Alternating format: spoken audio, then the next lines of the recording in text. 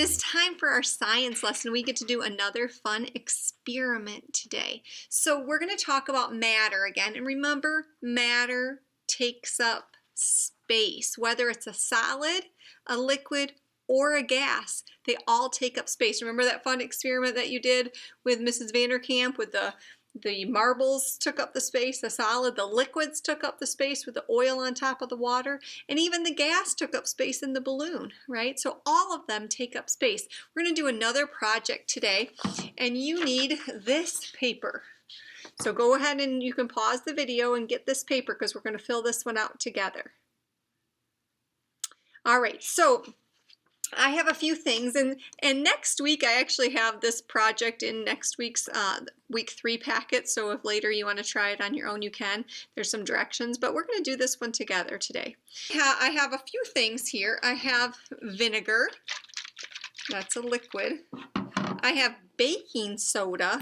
Baking soda is a very, you can see it here, it's like a powder, which would be really, really, really small solids, like really tiny solids that are all mixed together.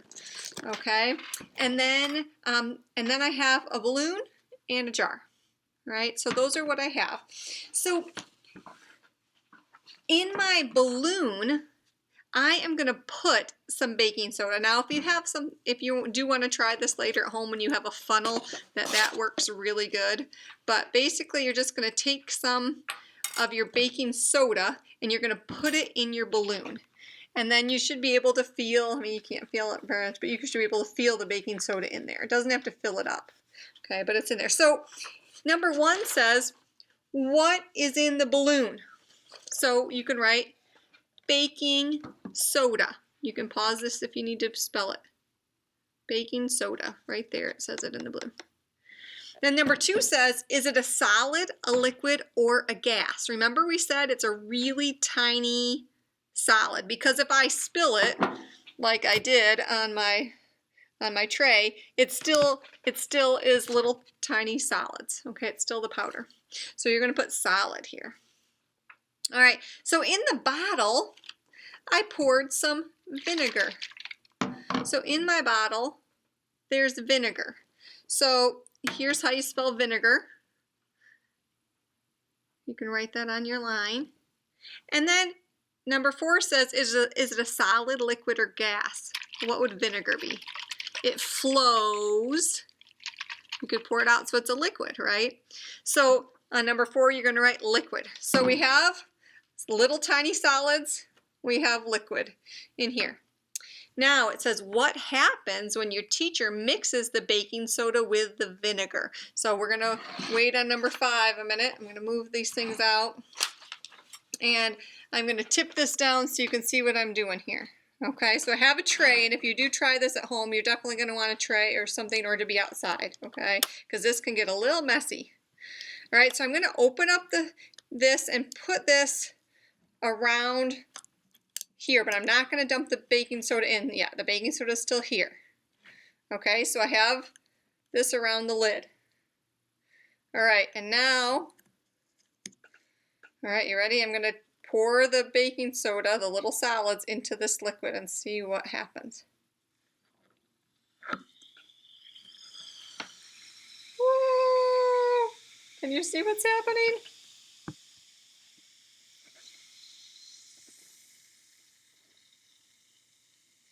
That is pretty cool. So what were all those bubbles? It was a gas, right? So our solid and liquid together had something we call that a chemical reaction, and it made a gas. So it says, what happens when your teacher mixes the baking soda and the vinegar? You can say it bubbled up or it made a gas. Okay, and then what's in the balloon now? Look at this. Air, right? Gas is in there. So you could put air, and is the air a solid, liquid, or a gas? It's a gas, right? So air is a gas.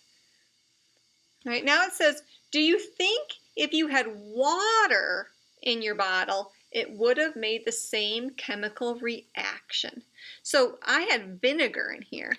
Do you think water and baking soda would have done the same thing, would have made the gas?